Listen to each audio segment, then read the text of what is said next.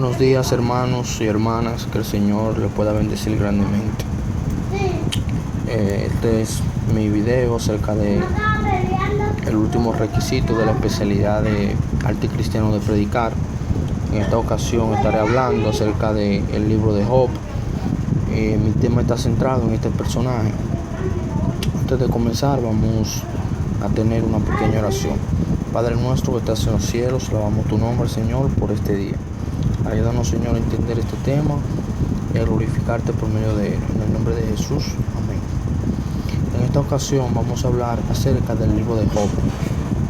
El Señor se ha regocijado con cada uno de nosotros, porque a pesar de los malos momentos que estamos atravesando por el coronavirus, somos privilegiados por tener tecnología, por tener acceso a la internet. La vida de Job me da mucho orgullo. ¿Saben por qué? Porque a pesar de sus problemas no se rindió. El Señor lo usó como nos está usando a nosotros en medio de este tiempo de crisis. En el libro de Job, capítulo 38, versículo 3, el Señor dice de la siguiente manera: ciñe tus lomos como hombre, y yo te preguntaré, y tú me instruyes. Cuando empezamos a leer la vida de Job, nos damos cuenta que el Señor lo había elegido desde su nacimiento para que su vida sea un ejemplo a través de su integridad. Cuando estudiamos en el libro de Job, en los primeros capítulos, capítulo 1 y capítulo 2, nos damos cuenta que Job era un hombre conocido en la Biblia. ¿Por qué? Porque era un hombre que tenía todo, era rico. Además de tener mucha riqueza, también era un hombre íntegro y tenía alrededor de 10 hijos y vivía en la tierra de Uz. En este día quiero compartir con ustedes este tema porque a pesar de nuestro problema hay algunos puntos que me gustaría explicar en este tema. Por eso quiero presentarles este tema. ¿Por qué? Porque somos protegidos por Dios por medio de su palabra, como lo dice en el libro de Job.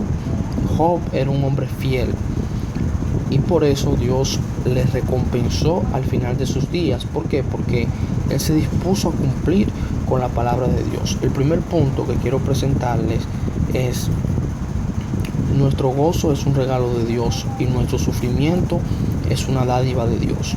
A veces no creemos en este punto. ¿Por qué? Porque ¿cómo podemos preguntarnos cómo las cosas malas provienen de Dios? Tanto así como las cosas buenas provienen de Dios, así también las cosas malas también provienen de Dios. Aun cuando no podamos entenderlo, en nuestro sufrimiento no hacemos nada mirando a Satanás. Ni él ni nadie puede hablar hasta que Dios no le dirija la palabra. Satanás le dice a Dios que Job era un hombre fiel, pero eso era porque él siempre lo bendecía materialmente. Satanás estaba diciendo que lo que Dios da es más importante que lo que Dios es y lo que Dios suele ser. O sea, que en este punto tenemos que tener muy en cuenta de que Job era un hombre fiel a Dios. ¿Por qué? Porque Satanás le decía a Dios que Job era fiel porque Dios siempre lo bendecía. El segundo punto va dirigido a la gloria de Dios, que es más importante que nuestra comodidad. En el libro de Job, capítulo 1, versículo 13 al 19, nos demuestran que el único lugar donde podemos estar verdaderamente cómodos y seguros es en medio de la voluntad de Dios, en medio de la presencia de Dios, aún en medio del sufrimiento.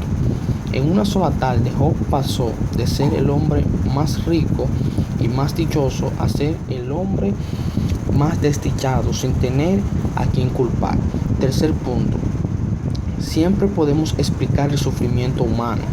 Nunca podemos pensar que podemos explicar este sufrimiento. Job era un hombre justo y él no tenía por qué sufrir, o no podía sufrir porque era un hombre justo delante de Dios. Pero sí, nosotros como seres humanos no podemos explicar el sufrimiento del dolor ajeno, mucho menos nuestro sufrimiento, porque somos seres humanos.